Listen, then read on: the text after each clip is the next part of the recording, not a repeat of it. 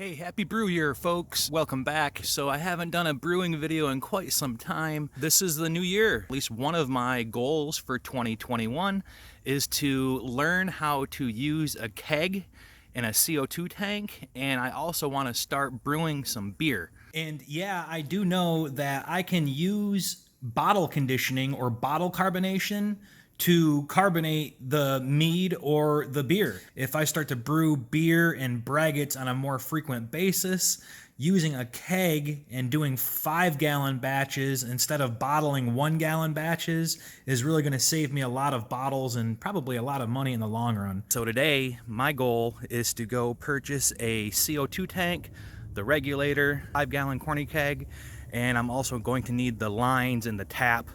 I also need a couple packets of yeast. Who knows what else I'll find when I'm there. So without further ado, let's check it out. Many hours later. Okay, folks, so this is what we came back from the home brew supply store with. So this was the CO2 tank that I purchased separately. This is filled with the CO2 gas, ready to go. I purchased an additional bottle of some Star San to keep all of my equipment sanitized. I needed some additional yeast, and this is the kit that I purchased. They had it available right there in my home brew supply to pick up.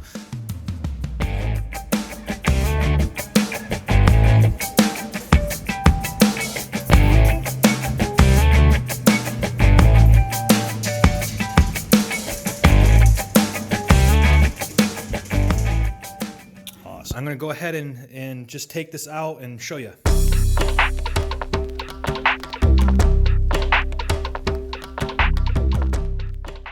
Okay, folks, so now that everything has been removed from its packaging, this is what we have. Everything in the box included all of this material here.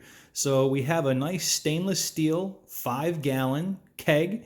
It supports the use of the quick connect ball sockets that we see being used often on the corny kegs. It has a pressure release valve, very standard. This kit, what I like most about it is it's new, which means that it came with a set of printed directions. Again, I am just a novice. I am no way an experienced home brewer. This is the first time I'm actually using a keg and CO2 in effort to carbonate what I make. So benefit first of all for me is having printed directions that come with the material that, you know, cover the basic stuff. They did provide extra couplers. Sandy is the owner, Time to Make Wine.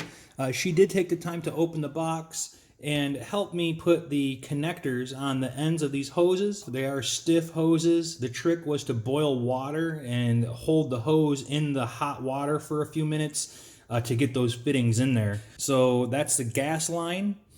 These are the standard quick connects that you just snap right on to the keg. You just push down and they'll snap on, and you can lift.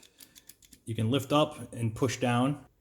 The connectors are threaded, so you just kind of screw them in place, you know, being careful not to cross thread them, but you just screw these right in place. There's one for the gas line, and there's another for the dispenser line on the other end of the line. Oh, it's a picnic tap.